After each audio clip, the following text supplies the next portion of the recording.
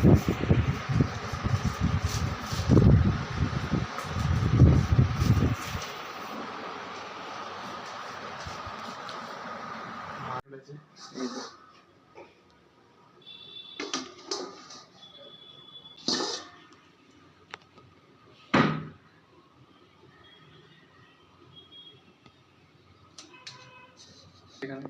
দুটো আনারসটাই কেটেছি, আমাদের গাছের আনারস, সেটা মামার দই,